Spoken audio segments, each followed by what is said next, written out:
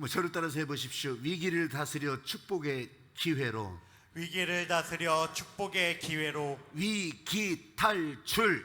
위기 탈출. 축복 기회. 축복 기회. 오늘은 제가 시편 25편 말씀을 다 읽어야 되는데 다 읽지 않아도 그냥 제가 설교 중에 여러분 그 말씀의 현장 안으로 여러분을 부르실 거고 또 그 말씀의 현장 안에서 하나님을 만나게 될 줄로 믿어요. 우리가 읽는 것은 16절부터 22절까지 그냥 다 읽어가겠습니다. 16절부터 22절까지 이게 위기 탈출 축복 기회, 위기를 다스려 축복의 기회로. 자, 읽어가십니다. 시작. 주여, 나는 외롭고 괴로우니 내게 돌이키사 나에게 은혜를 베푸소서. 내 마음에 근심이 많사오니 나를 고난에서 끌어내소서. 나의 공고와 환난을 보시고 내 모든 죄를 사하소서. 내 원수를 보소서. 그들의 수가 많고 나를 심히 미워하나이다. 내 영혼을 지켜 나를 구원하소서. 내가 주께 피하오니 수치를 당하지 않게 하소서. 내가 주를 바라오니 성실과 정직으로 나를 보호하소서. 하나님이여, 이스라엘을 그 모든 환난에서 속량하소서. 아멘. 제가 이 말씀을 같이 읽자고 한 이유는 여러분들하고 다 일치된 현장, 상황, 여건은 아닐 수도 있어요. 근데 제가 그랬잖아요. 왜 지금 돌아보니 내 인생이 위기일까? 나는 얼마나 왔는가? 또 앞으로 어떻게 가야 될까? 이런 걸 가지고서 고민하고 갈 길도 모르고 어떻게 해야 될지도 모르는 그런 상황, 그게 위기라고 계속 말씀을 드렸잖아요. 근데 오늘도 이 말씀을 읽으면서 나는 그 위기 가운데서 하나님이 그럼 이 인생을 어떻게 인도하시나, 오늘 나를 어떻게 인도하시나, 제가 그 얘기를 지금 하려고 이 말씀을 드리는 거예요. 하필이면 우리가 다음 주일이 하늘빛교회 맥주감사 주일이에요. 그런데 이 달력으로 놓고 보자면 이제 이번 주간이 이제 절반이 딱 넘어가는 기간이잖아요. 그럼 이 절반이 넘어가는 이때에 내 위치, 내 상황, 내 여건은 어떠한가? 뭐 감사하고 넘치고 또 그렇게 하시는 분도 있겠지만 그렇지 않은 분들도 있을 거 아니겠어요? 그럼 그때 나는 어떻게 할 것이냐? 여러분, 저는요 이렇게 절기, 특별히 절기 이런 것들을 설교하고 또 이 절기를 대비하고 준비하고 그러면서 여러분들이 우리 교회 다니는 세월 동안 이제 보셨어요. 박혜범 목사가 이거에 대해서 해마다 똑같이 하기도 하지만 어떨 때는요 좀 다르게 해요. 딴 데서 들어보지 못한 일들을 우리 교회, 특별히 절기에서는 그걸 여러분들이 보게 될 거예요. 세상에 보도 못한 성탄 헌금 보기도 하고, 보도 못한 이 부활절 헌금 보기도 하고, 또 오늘은 맥주감사 헌금 다음 주일에 이제 하게 될 텐데, 여러분 이렇게 거기 지금 나눠드린 그 봉투 안에 한번 보세요. 내 인생 목적을 향한 기회, 위기를 통해 기회로 나가는 헌금. 누구? 저 사람 말고, 앞에 사람 말고, 뒤에 사람 말고 내 인생을 향한 기회라. 저는 이 말씀을 묵상하면서 하나님께서 이 맥주절 다른 때도 마찬가지예요. 그런데 이 절기, 특별히 맥주절이니까 이걸 어떻게 우리에게 말씀하시나, 이걸 묵상하면서 하나님께서 주시는 마음을 따라가 보려고 했어요. 여러분, 이 맥주절기잖아요. 맥주절이라고 우리 들었잖아요. 뭐 부활절도 있고, 이제 그 전에는 무교절이라고 했어요. 유월절이라고 했어요. 근데 이런 것들이 이렇게 이름이 바뀌잖아요. 이름이 바뀌어. 맥주절도 똑같아요. 여러분, 처음에는요 초실절이었어요. 안식 후 첫날. 그때 하나님께서 우리에게 부활의 첫 열매를 주셨다고 했어요. 초실절이라고 했어요. 그 초실절이 7번 지나가요. 77, 49. 그래서 오순절이라고 했어요. 77절이라고 됐고. 근데 그 이름을 계속 붙여가느냐? 아니에요. 그건 이제 다 지나갔어요. 그럼 그 다음에는 뭐냐? 여러분, 맥주절이에요. 왜냐하면 그런 초실절, 77절이 지나고 이제 가나안 땅에 들어갔어요. 가나안 땅에 들어가서 이제는 뿌려라. 이제는 뿌린 것을 거두어라. 그래서 맥주절기를 감사하라고 하는, 맥주절이라고 하는 단어가 그때 등장을 하는 거예요. 그때. 그러면 이전에 했던 것과는 다른 건가요? 같아요. 하나님께서 이 거두게 하시는, 또 이것으로 열매를 맺게 하시는 그 하나님의 본질, 마음은 똑같아요. 근데 새로 고침된 거지. 제가 지난주에도 그 말씀을 드렸잖아요. 리셋이 되고 새로 고침이 되었다고요. 그러면요, 하나님의 마음은 똑같아. 그리고 이게 저희 절기라고 하는 것이요, 성경에 나오는 모든 절기는요, 여러분 아시는 분도 계시겠지만 이건 다 음력을 따라가는 거예요. 우리가 알아듣기 쉽게 다 음력을 따라가요. 지금 현대 우리가 교회력을 따라가잖아요. 부활절도 마찬가지. 그 부활절을 중심으로 해서, 그래서 해마다 부활절이 바뀌는 거예요. 음력을 따라가기 때문에. 그래서 거기에 중심으로 해서 계속 교회력, 교회에서 기념일이나 이런 것들도 다 바뀌어져요. 아직도 현대를 살고 있는데 우리는 음력을 따라가요. 실제로 현대를 살아가면서 모든 사무, 양식 아니면 조직 어디에서든지 여전히 음력을 따라가는 곳이 어디예요? 이슬람 세계예요. 유대 세계예요. 유대인들, 이슬람인들은 여전히 다 음력을 따라가요. 음력을 따라가.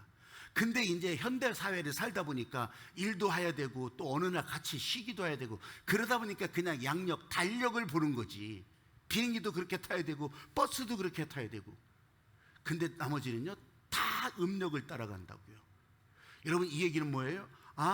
초실절도 칠칠절도 오순절도 맥추절도 그 달력을 따라가긴 했는데, 음력을 따라가긴 했는데 그 의미는 바뀌어지지 않았구나. 더더군다나 이게 4,000년 6,000년이 지나간 일이에요. 그러면요 그때 그 이름 그대로 하겠어요? 될 수가 없어요. 될 수가 없어. 하나님께서 이것을 지켜라, 이것으로 인해서 희생 제사를 드려라, 내가 너희를 돌보겠다, 내가 너희를 위해서 일하겠다, 열매 맺게 하겠다, 이거는요 변하지 않아요. 그런데 시대가 달라졌어요. 상황이 달라졌어요. 사람들이 달라졌어요. 아까 특별찬양도 그러대요. 사람이 달라졌어요. 시대가 달라졌어요. 그래도 한 사람 부르는 것은 똑같아요. 하나님께서 불러 일하시는 것은 똑같다고요. 사랑하는 여러분, 그래서 오늘 이 맥추절, 우리가 다음 주일이 맥추감사 주일인데 초실절, 칠칠절 이런 거 말고 진짜 맥추절기를 지키게 하시는 그 하나님의 마음을 따라가면서, 땅이 어디 있었어요? 물도 없었어요. 미래도 알 수가 없었어요. 그럼에도 불구하고 이제 씨를 뿌려라, 이제 여기서 저 밭고랑을 타라. 그러면 안 보여도 일하시는 하나님께서 거두게 하시니, 그래서 맥추절은요 영어로요 하비스트, 피스트, 하비스트, 이제 거둔단 말이에요. 거둔 것을 감사하고. 여러분, 이번 주간이 달력으로 절반이라고 했잖아요. 이 절반을 넘어가면서 하나님께서는 이 절반 동안, 여기 성경에 얘기하자면 광야를 지나게 하신 거라고. 그때는 씨를 뿌릴 수 있는 가나안 땅으로 인도하셨지만 이제는 내가 다시 시작하고 또 확장하고 내가 이것을 살려낼 수 있는 그런 기회로 우리를 불러주신다고. 그래서 이 맥추절의 의미가 우리 가운데 들어오는 거예요. 오늘 시편 25편은 다 읽진 않았어요. 근데 그런 상황 속에서도 하나님이 안 보여도 일하시는 것을 알려주신다고. 그래서 우리는 시편 25편 그 상황 속으로 들어가는 거예요. 그 상황 속으로 들어가서 위기를 다스려 축복의 기회로 바꾸시는, 리셋하시는 하나님, 새로 고침하시는 하나님, 이 하나님이 우리 가운데 어떻게 일하시는지 한번 저를 따라서 해보십시오. 시선을 다르게 하십니다. 시선을 다르게 하십니다. 여호와여, 나의 영혼이 주를 우러러보나이다. 내가 우러러보네. 여러분, 우러러본다고 하는 말은 이거 대가리를 쳐박고 이렇게 보는 게 아니잖아요. 위를 향해서 보는 거잖아요. 우러러본다는 거예요. 그래야 우리가 사는 것 같고, 그래야 하나님이 하실 일을 보는 것 같고, 저 높이가 어디까지인지는 모르지만 하여튼 저기까지는 보여지는 것 같고, 또 옆으로 보면 어디까지 보이는 데까지만 보이잖아요. 그게 지평선. 그러면서 그 다음은 안 보이잖아요. 이 생물학적 눈으로 볼 수 있는 거. 아니면 기계공학의 힘을 빌려서 뭐 좋은 고배율의 망원경을 만들었어요. 아무리 그래도 그 망원경으로 볼 수 있는 데까지만 보잖아요. 그러니까 사람들이 내가 이렇게 보는데, 내가 이렇게 노력하면, 내가 이렇게 기계를 발명하면 더 멀리 볼 수 있다, 이런 생각하거든요. 이 생각이 어떻게 발전하냐면 내가 노력하면 볼 수 있다. 내가 죽을 힘을 다해서 노력하면 이 문제 풀어갈 수 있다, 이런 생각으로 발전하는 거예요. 여러분, 이 시선을 다르게 하신다, 이 말에 집중해서 한번 잘 들어보십시오. 잘 들어보세요. 지금 시선이라고 하는 것은 진짜 그 한자 그대로예요. 진짜 이 내가 보고 있는 거 여기서부터 저기까지 선으로 이어지는 그 세계. 그냥 보여지는 거예요. 이게 평면이면 평면, 저 위면 위, 보여지는 데까지. 근데 저는 여기에 그 보여지는 곳에 높은 산도 있을 거예요. 넘지 못할 것 같은 바다도 있을 거예요. 깊은 수렁도 있을 거예요. 근데 그 시선을 지나가면 그게 또 안 나와요? 또 나와요. 인생의 문제를 보세요. 문제는요 계속 등장한다고. 아까 우리 막내 아들 군대 제대하는 거 얘기했잖아요. 제대하면 인생이 다 풀릴 줄 알았어. 저도 인생이 그냥 팍팍팍 풀릴 줄 알았어. 아니 저만 그런 거예요? 다 그래요. 아니 나는 뭐 군대 안 갔으니까 이렇게 여기는 것이 아니라, 그럼 나는 결혼하면 인생 문제가 다 풀릴 줄 알았어. 또 결혼해서 애가 또 그냥 애가 성장해가지고서 애가 또 결혼하면 다 문제 풀릴 줄 알았어. 아니에요. 문제는 더 겹쳐지고 더 나오고 더 솟아나고 나중에는요 우리 죽음의 문제까지도 어떡할 거요? 계속 다가온다고. 계속 문제가 해결되는 것이 아니에요. 그런데 여러분, 믿음으로 바라보기 시작하면, 시선을 달리하면 그때부터 달라지는 거예요. 안 보일 것 같았는데, 내 눈에는 안 보이는데, 안 보여도 일하시는 하나님, 주가 일하시네, 주가 일하시네.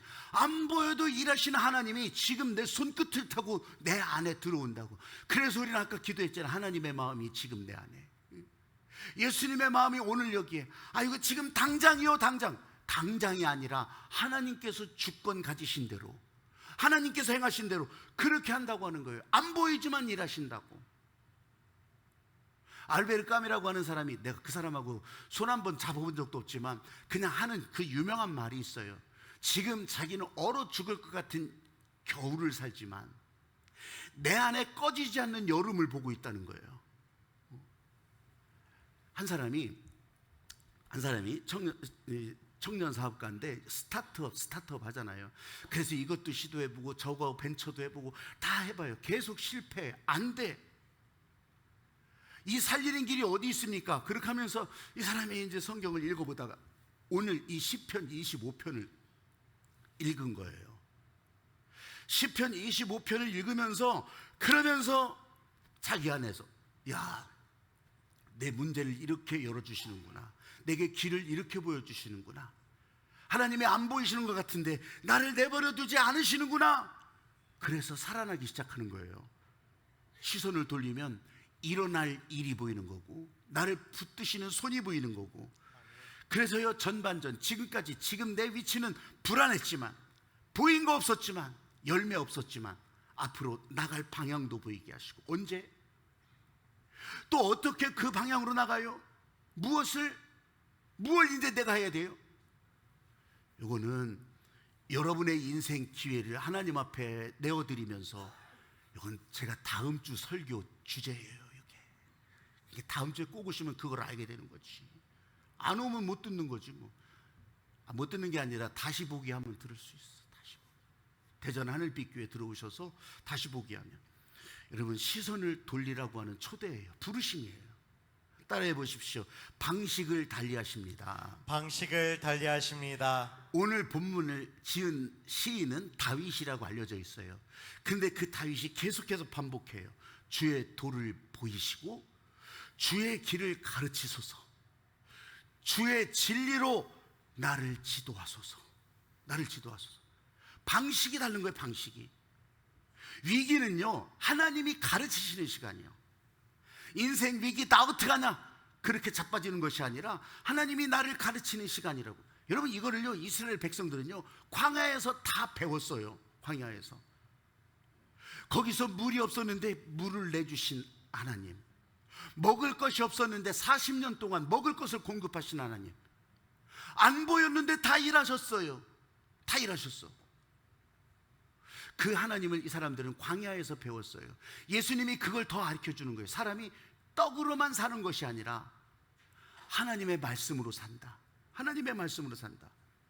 가나안에 들어가서요, 막막해요. 여기 살아보지도 않았어요. 누가 농사기술을 가르쳐주지 않아요. 그런데도 씨를 뿌려요. 가지고 온 씨앗을 뿌려요.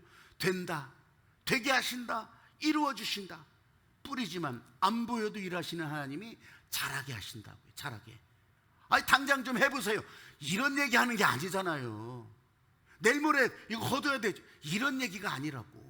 하나님이 일하시는 것에 내가 따라가기 시작합니다. 근데요, 웃긴 것이 그 당시 가나안 땅에 살고 있었던 사람들이요, 그 사람들은요 이제 막 전쟁하다가 막 쫓겨나기도 하고 다 그랬는데 거기서 또 붙어 살아요. 붙어 살면서 저 이스라엘 사람들 요단강 건너와 가지고서 우리 다 쫓아내고 지들이 땅 차지하고 그렇게 사는데 보니까 웃겨 죽겠어.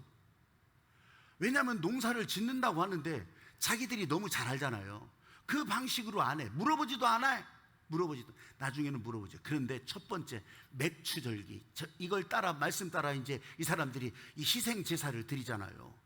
그러니까 웃겨 죽는 거야. 왜냐하면 저것도 지금 굶어 죽게 생겼는데 무언 제사야, 무언 예배야. 그 예배에 사람 빠지겠어요? 안 빠져. 거기 막 애들 배고파 죽겠는데 막 애들도 다 나와 있지. 뭐 노인네들 아줌마들 다 나와가지고서 아이고 배고파 배고파 그러는데도 맥추절기 희생제사를 드리는 거예요. 이 가나안 사람들 눈에 보기에는 이것들이 미쳤나, 저래가지고 무언 짓을 해, 하나도 이해를 못하는 거예요. 근데 여러분, 그 절기가 지나면서 1년을 놓고 보니까 이 사람들이 사네. 이 사람들이 또 살아나네. 내년에 또 똑같이 하는데 또 살아나네. 또 살아나네. 이 가나안 사람들은 그걸 이해를 못한 거예요. 근데 하나님의 말씀을 따라 사람이 떡으로만 사는 것이 아니라 하나님의 말씀으로 산다, 이것을 따라간 사람들은 거기서 이제 유대민족, 그 이스라엘을 이루면서 거기서 살아가게 된 거예요. 사랑하는 여러분, 어떻게 그렇게 살아납니까? 말이 안 되잖아요. 그런데 우리한테는 말이 안 되지만 하나님께서 인도하시는 방식은 우리를 살려서 오늘 여기까지 오게 하셨습니다. 할렐루야. 아멘. 2026년 절반도 그렇게 오게 하셨습니다. 할렐루야. 아멘. 방송 뉴스에서는 위험하다, 안 된다, 니네 망했다 다 하지만 살아나게 하셨습니다. 앞으로 또 살아나게 하실 줄로 믿습니다. 아멘. 할렐루야. 아멘. 시대가 달라지고 환경이 달라져서 하나님이 어떻게 우리를 먹이실지, 어떻게 살아가게 하실지 그것은 달라질 수 있지만, 여러분, 우리를 살리시는 하나님의 이 본질, 하나님의 마음은 계속해서 흘러간다고 하는 거예요. 여러분, 맥추절기라고 해서 제가 우리 사역자들한테 부탁하는 게 있어요. 맥추절기, 혹시 교사 여러분들도 그렇고 여러분들도 그걸 좀 이해를 해 주시길 바라요. 다른 교회에서는 추수감사절기 그렇게 하면요, 여기다가 막 먹을 거 막 또 막 그냥 뭐 쌀이고 배추고 막 다 또 그렇게 해서 과일이고 뭐 상자고 다 이렇게 쌓아놓고서 이제, 근데 여러분, 그거 실감나는 사람들이 그 가운데 몇 명이나 있겠어요? 2명이 있겠어요? 3명이 있겠어요?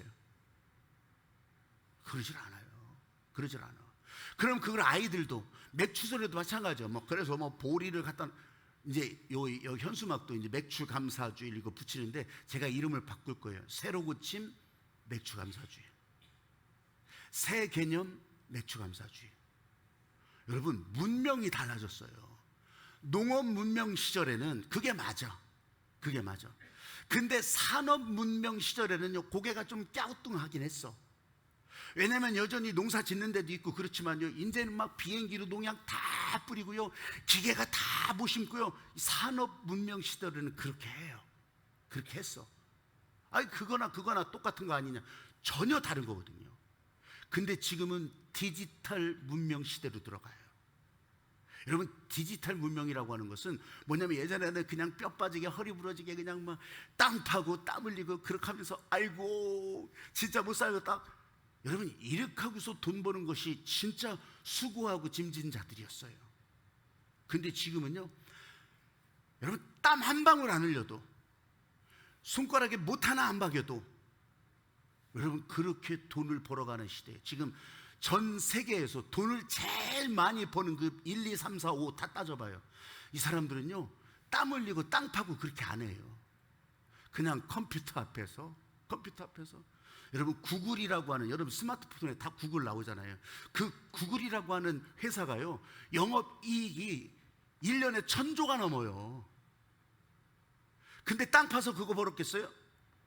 저 시장에 가서 물건 팔아서 벌었겠냐고. 아니요, 그냥 가만히 앉아 있는데 여러분들이 구글 검색하고 그러면서 광고비가 올라가고 막 이렇게 하면서 그렇게 해서 돈 버는 거예요. 디지털 문명의 시대가 그렇다고요. 그건 구글만 그러냐고요. 페이스북은 안 그러냐고. 팔란티어는 안 그러냐고. 다 그래요. 다 그래. 좀 다른 비유지만 여러분 삼성 봐요. 그래, 휴대폰 팔아서 아니면 가전제품 팔아서 다 그렇게 써요. 반도체 팔아서 다 그렇게 써. 그 반도체 만들어야 되잖아요. 공장 다 만들어야 되잖아요. 산업 문명 시절은 그래서 노동도 중요했어요. 제가 그런 거를 많이 공부한 사람 아닙니까? 그래서 생산력과 생산관계, 여기에요 이 정치. 그래서 이것을 잘 못하면 그러면 이 아래 생산력과 생산관계가 움직여가지고서 그래서 노조운동이 일어나는 거고, 그래서 이것을 뒤집기도 하고 이것을 바꾸기도 하고 그랬던 거예요. 근데 얼마 전에 참 기가 막힌 일이 일어났어. 뭐예요? 삼성이라고 하는 회사가, 거기는 노조 없던 회사거든요. 근데 어느 날 보니까 노조가 생겼어. 근데 노조가 파업을 한다고 여러분 다 뉴스 들어서 알잖아요. 근데 그게 먹혔어요? 안 먹혔어. 이게 디지털 문명의 시대라고. 이게. 그러면 저 구글, 페이스북 아니면 뭐 팔란티어 어쩌고 저쩌고 그런 시대가 아니라는 거예요. 그러면 뭐예요? 우리가 맥추절기를 감사하면서 앞으로 나갈 길에, 여러분 그래서 뭐 주식 투자를 하든 아니면 금융을 하든 이렇게 하면서 여러분 앞에 벌려지는 것이 이제 땅 파서 무 뽑고 배추 뽑고가 아니라고. 디지털 문명의 시대에 하나님께서는 우리에게 어떻게 길을 열어주시나, 어떻게 우리 나갈 길을 알려주시나. 여러분, 저와 여러분에게 주신 이 하나님의 마음, 어떤 기업가가 있어요. 3번 실패를 했어요. 3번 실패. 왜 이렇게 일이 반복됩니까? 3번 실패예요. 교회 장로님이에요. 장로가 됐어. 근데 3번째 실패 때는 진짜 죽고 싶었대. 그러면서 차를 몰고, 야 이제 나 하나 죽으면 저 빚이고 뭐고 다 해결될 텐데, 그렇게 하면서 그냥 막 차를 몰고 하는데 한 2시간여 건너가서 보니까 자기가 어디 와 있는지 보니까 자기 고향 교회 앞에 와 있더래. 자기 고향 교회 앞에. 그래서 여기로 왜 내가 운전하고 왔지? 그래서 고향 교회에 들어가서 그렇게 하면서요, 이제 돌아갈 곳도 없어. 그러면서 그 고향 동네니까 거기에서 방 하나 얻어가지고서 그렇게 하면서 그 고향 교회에서, 작은 교회죠. 작은 교회인데 그래도 사람들이 모여서 점심때 밥 먹고 거기 들어가서 아침부터 들어가서 거기 가서요 설거지하고 또 막 도와주고 막 하고 그 일을 계속하는 거예요. 그 일을 계속. 야, 그러니까 사람들이 또 뻔하잖아요. 조그만 데서 그거, 아이고 저 안무게 저기 잘못돼가지고서 여기 와가지고서 저렇게 하고 있다네, 저렇게 하고 있다네. 근데 그렇게 하는 가운데 일을 시작해요. 노가다 시작하는 거예요. 노가다 시작하다가 그래도 자기가 좀 아는 게 있다고 그렇게 해서 품파는 거 이제 그렇게 하면서 돈 좀 모아가지고서 이제 화물 용역을 시작하는 거예요. 봉고 트럭 그거 몰고 시작. 그 다음에 이제 좀 더 큰 트럭, 그건 자기가 다 할 수 있었어. 그래서 돈이 모아지면서 자기가 하던 사업을 다시 예전에 그 직원 3명 불러서 그러면서 그 일을 시작하는 거예요. 그러면서 이전처럼 큰 기업으로 바뀌어지는 거예요. 500명이 됐어요. 근데 그럼에도 불구하고 그 사이에 단 한 주간도 빠지지 않고 그 교회에 와서 여전히 똑같은 일을 하는 거예요. 어느 날 보면은 시커먼 차 타고서 그냥 이 밑에 부하 직원들이 와서 결제 맞고 가는데, 그런데도 그 일을 계속 하는 거예요. 하나님께서 자기한테 알려준 것이 있었대요. 네가 성공했다고 할 때, 3번의 실패 가운데 네가 성공했다고 했을 때는 넌 나를 잊었다. 근데 너의 실패의 끄트머리에서 네가 나를 찾았다. 하나님은 그렇게 인도하셨다는 거예요. 여러분, 위기를 통해서 축복의 기회로 만들어주신 하나님의 일, 한번 따라해 보십시오. 미지의 세계라도 하나님은 일하십니다. 안 보여도 일하십니다. 오늘 본문에 그랬잖아요. 마음에 근심도 많고 나를 고난에서 구해달라고 하고, 그러면 하나님께서 이 모든 곤고함, 이 모든 이 어려움에서 구원하시리라, 살리시리라. 앞으로 무슨 일이 일어날지 몰라요. 그래서 미지의 세계라고 제가 이름을 다른 거예요. 어떤 일이 일어날지 몰라. 맥추절기에 순종했어요. 그럼 앞으로 일어날 이 사람들 알겠어요? 몰라요. 그럼에도 불구하고 또 심어요. 또 시작해요.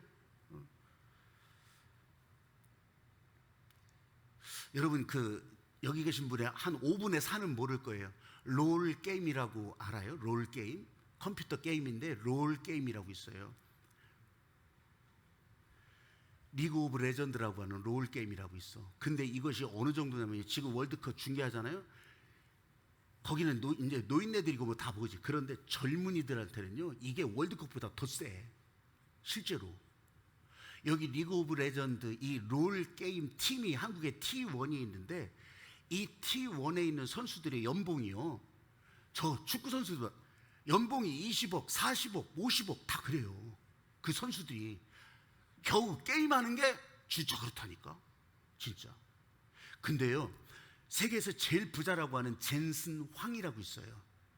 엔비디아 막 뉴스에 엄청 나와. 그 젠슨 황이 한국에 와서 무슨 뭐 저기 누구야 이재용하고 SK 회장 막 다 하고서 뭐 소맥을 말아먹네, 뭐 러브샷을 하네, 막 이렇게 하고 막 난리를 쳐, 중계방송하고. 근데 얼마 전에, 며칠 전에 젠슨 왕이 한국에 와서 그렇게 소맥 말고 난리를 치더니 한 사람을 만나러 가요. 그게 누구냐면 이상혁이라고 하는 청년이에요. 30살. 그 게임 세계, 이 롤의 게임 세계에 있어서는 페이커라고 이름이 불려요. 페이커 이상혁을 만나러 가요. 왜 그런 줄 아세요? 그 엔비디아가, 지금처럼 엔비디아가 될 수 있었던 것은 게임 아니었으면 되지도 않았어. 엔비디아가 유명했던 것은 그래픽 카드가, 저도 그것까지는 알아요. 그래픽 카드가 유명했거든요.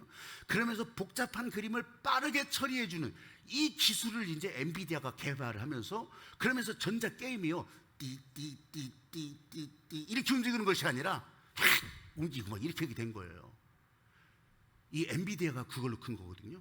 그 젠슨 왕이 이 페이커 이상혁이 너무 고마운 거야. 그래서 이 이상혁을 만나러 가요. 그 정도의 사람이었다고. 그럼 페이커 이상혁은 어땠을까요? 그러면서요, 지금 메시, 호나우두 이 사람들보다요 그 세계에서는 훨씬 더 유명해요, 이 페이커가. 근데 어느 날 슬럼프가 와요. 슬럼프가 와서 그렇게 하면서 계속 게임이 안 되는 거야. 지는 거예요. 근데 같은 팀에, T1 팀에 누가 있냐면 이 사람보다 한 6살 어린 이민형이 있어요. 이민형. 얘 게임 이름은 구마유시야. 근데 이 이민형을 보는데 자기들이 지고 그랬는데 자기는 막 뭐 책도 읽고 승질나서 막 어떡하고 알지도 못하는데 이 이민형은 거기서 성경을 읽고 있는 거야. 성경을. 야, 너 무슨 멘탈이라 지금 이 상황에 성경을 읽냐? 이 성경을 읽어야 이게 잡힌다고.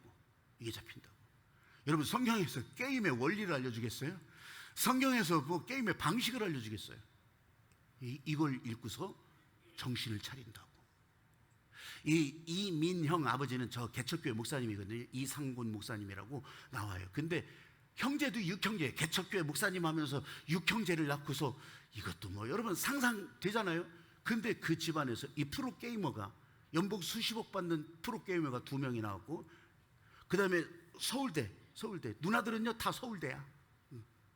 서울대 해가지고서 큰 누나는 행정고시 해가지고서 지금 다 그렇게 정치학 전공 해가지고서 그렇게 하는 사람, 또 서울대 음대 다니는 사람 다 그래요. 아버지가 해줄 수 있는 게 없었대, 진짜로. 그런데 이 하나님의 마음을 가지고 사는 것만 알려줄 수 있었대, 이것들이 알아듣든 말든. 근데 이민영은 그래서 멘탈 관리를 한 거예요. 이상혁이 그걸 보면서 야, 나도 너 따라서 교회 좀 가야 되겠다. 다른 책 많이 읽어봐야 소용없고 나도 너 따라서 교회 갈게. 그렇게 해서 그 페이커 이상혁도 교회를 나가게 되는 거예요. 이 하나님의 마음을 담기 시작하는 거예요. 여러분, 그렇게 하면서 이 이상혁이 뭘 알겠어? 그렇게 하고서 실제로 실적도요, 그 다음에 3연패 3번 연속 월드 챔피언이 돼요. 그래서 5번 5번 월드 챔피언이 돼가지고서 지금 중국에서요 이 이상혁을 데리고 가려고 연봉 210억을 준대. 210억 원. 여러분들은 물론 놀랬지도 않지. 그보다 더 많이 받으니까. 그런데도 안 간다. 안 간다. 나는 한국에 남겠다. 이렇게 하는 사람이에요. 이렇게 하는 사람. 여러분, 저와 여러분에게도 똑같은 기회. 우리가 그 게이머를 따라가자고 하는 것이 아니에요. 그 게이머를 다시 세워준, 마음을 다시 잡게 한, 목적을 향해서 다시 걸어가게 한 그 하나님을 붙들고 가자고 하는 거예요. 그래서 제가 새 개념 맥주감사라고 이름을 바꿀 거라고 하는 거예요. 지금 여러분의 환경 속에서, 지금 여러분에게 어떤 생각을 주셨습니까? 내가 바꿀 수 없는 기업인 것 같고 회사인 것 같고, 근데 여러분 앞에서 하나님께서 일하시고 여러분에게 생각을 주시는 거예요. 지금 거기서 어떻게 하실지. 오늘 우리는요 그 길을 가는 것부터 하는 거예요. 그 길을 순종하는 것부터 하는 거예요. 다른 사람 신경 쓸 것도 없어요. 무슨 상황인지 어떤 상황인지 알 수도 없어. 내 인생의 목적, 내 인생을 향한 방향, 우리 이걸 보고 따라가는 거예요.